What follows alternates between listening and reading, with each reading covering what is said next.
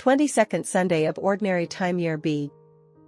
Deuteronomy 4 verses 1-2, 6-8, James 1:17-18, 21b, 22, 27, Mark 7, 1-8, 14-15, 21-23. Introduction. The main theme of today's readings is that true religion is not in scrupulously performing certain rituals and participating in stereotyped prayers, but in loving God, recognizing His presence in our neighbors and doing them loving service. Besides, these readings criticize the contemporary definition of Christian life in terms of keeping the laws and traditions in the Bible and in the Church as evidence of personal righteousness, instead of loving our neighbors as ourselves and putting ourselves at risk in our effort to care for those neighbors. The first reading is an attempt to reinterpret the spirit of the ancient legal traditions codified by Moses and given to the Israelites to keep them together as God's chosen people. The observance of the law was considered as a sign of commitment and obedience to God, enabling them to lead lives better than their pagan neighbors. The responsorial psalm describes a person who lives justly before God. In the second reading, James reminds us that keeping the word of God is not just keeping the letter of the law. Rather, it is to glorify God by caring for those who are unable to care for themselves. In today's gospel lesson, our attention is drawn to a debate between Jesus and the Pharisees on the subject of tradition. Jesus blames the scribes and the Pharisees for giving undue importance to the external observances in the name of tradition, ignoring the real spirit. He also criticizes Pharisaic observance and clarifies that it is our inner motivations and dispositions that reflect our purity or impurity. First reading, Deuteronomy 4 verse 1-2, 6-8, internal corruption and external pressures had brought the Israelites to the brink of extinction. Kings, priests, prophets, and temple had all failed to hold them together. The writers of Deuteronomy, the book written during the Babylonian exile, 587 to 539 BCE, responded to this crisis by reinterpreting ancient legal traditions, putting them in the mouth of the great lawgiver Moses, in the hope of setting the Jews on a viable course for their future. Moses assures the people that their God-given law will serve two purposes. A. It will simply let the people live because the law helps Israel survive as a people, rather than merely letting the fittest survive the rest in brutal competition. B. It will make the people proud of their God and religion. What great nation is there that has its God so near as the Lord our God is to us whenever we call to Him? What other great nation has statutes and ordinances as just as this entire law that I am setting before you today? Moses asks the Israelites. Keep God's law, Moses says, for thus will you give evidence of your wisdom and intelligence to the nations, who will hear of all these statutes and say, this great nation is truly a wise and intelligent people. Second reading, James 1 verses 17-18, 21b, 22, 27. Today we begin a series of 5 Sunday readings from the letter of James. The letter is addressed to Christians in general, rather than to a particular community like St. Paul's letters.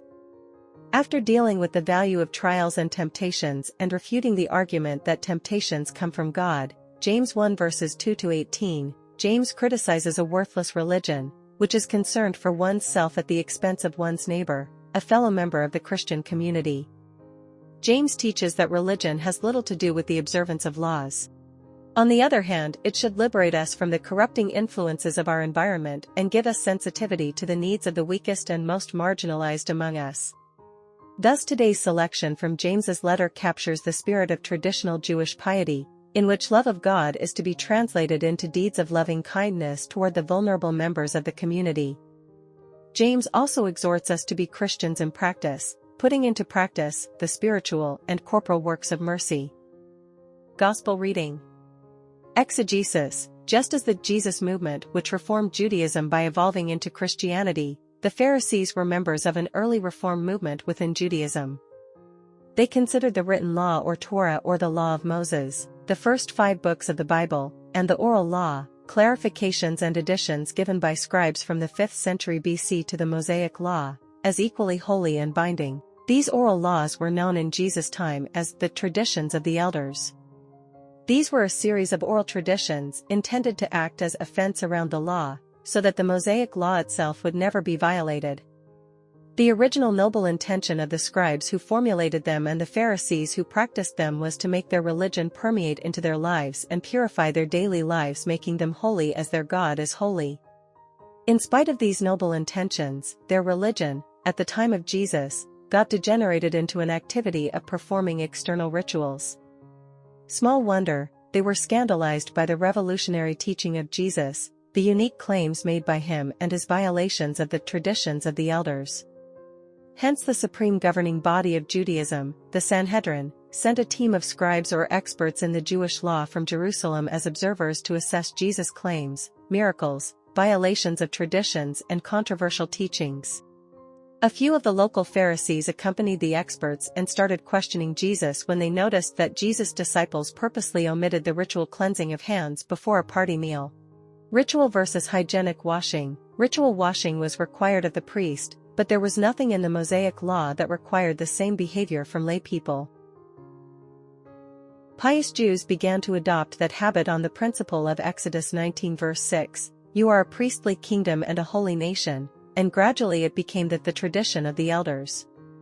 Ritual cleansing of raw food items bought from the market, vessels used for cooking and hands of those who eat the prepared food, and many such practices later evolved to remind the chosen people of their call, set apart as a holy and consecrated people with values and lifestyle consciously different from that of pagans.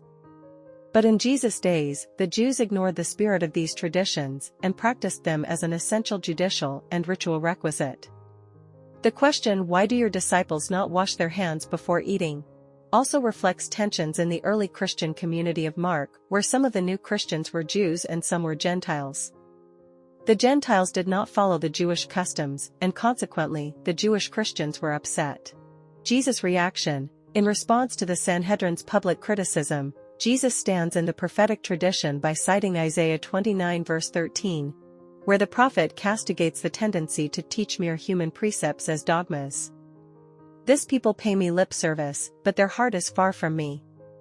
Empty is the reverence they do me, because they teach as dogmas, mere human precepts." The Pharisees gave emphasis not on building a relationship with God and their fellow human beings, but on checking out their own external behavior. Originally, these religious traditions were intended to symbolize inner piety, as pointed out earlier, outward signs of inner devotion to God's will. But the Pharisees were using them to boost their own egos. Hence Jesus flatly denied that external things or circumstances can separate a person from God. Jesus is not criticizing hygienic precautions given in the Mosaic law.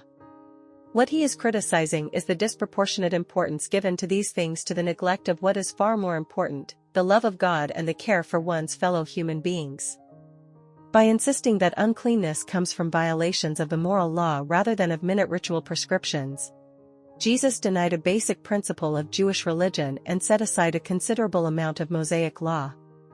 Nothing that enters a man from outside can make him impure, that which comes out of him, and only that, constitutes impurity. Real source of impurity. As an illustration of what really makes a person sinful and alienated from God, Jesus mentions 6 evil acts: practices of sexual immorality, thefts, murders, adulteries, acts of coveting or lust and wickedness in general.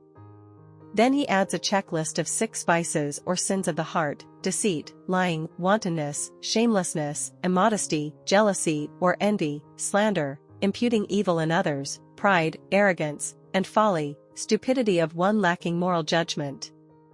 The point is clear. Righteousness is not what you do on the outside, but who you are on the inside. Righteousness is not about the hand, it is about the heart. Acts of adultery, murder, and unkindness, however, come from hearts that are adulterous, murderous, and unkind. The one gives birth to the other, because the acts of the hands are inexorably linked to the character of the heart. The Pharisees looked good on the outside, but rotten on the inside. For Jesus, a community that is actively worshiping God is a community that does not guide its behavior solely on the basis of precepts and doctrines, but is integrally connected to God through righteous, just and loving relationships. The lesson for us from the readings: 1. Try to be a practicing Christian as Jesus demanded. Every Sunday, the practicing Christians take part in worship services or Eucharistic celebration and regard it as an important religious custom. But let us ask ourselves, Does this act of external piety inside the church reflect what is inside us? Does this weekly worship experience in itself reveal our collective hearts as the abode of the love of God and neighbor, the dwelling place of the Holy Spirit, and the meeting place of Jesus and his brothers and sisters? Does the outward face of our religious zeal reflect an inner life of devotion to God's will? The so-called practicing Christian is usually thought of as one who regularly follows the custom of church-going and church support. These are important and necessary customs. But let us remember that they are means and not ends. Our religion's goal is union with God in Jesus Christ, which would help us to reflect in our Christian living the love of God and neighbor that we have in our hearts. 2. Cast out the Pharisee from within and accommodate the Spirit of Jesus. There is a strong attraction for some to have a religion of laws and regulations. The question on their lips is often, is this a sin? Is it a mortal sin or only a venial sin? But these are not the questions to ask. Our real concern should be, is this a loving thing to do? It is possible to keep all the laws and rules perfectly and yet be very far from the Spirit of Jesus and the gospel. The lawkeeper is primarily concerned with saving his soul, with being in the state of grace. Even when he shows charity to others, it is often simply to get merit for himself. In the final analysis, each one has to discern for himself just how, in given circumstances, he can best love and serve Christ. It calls for a great deal of honesty, integrity, and a high level of real freedom, the freedom to choose what is good, what is better, what is more loving. The gospel is not a code of laws. It provides a vision of a truly human life lived for God among other people. It is focused on relationships rather than individual actions. This very day, we will have many opportunities to love and serve Jesus in various situations. Instead of worrying over our little mistakes and weaknesses, let each one of us ask, where and how can I be a more loving, caring and compassionate person this day?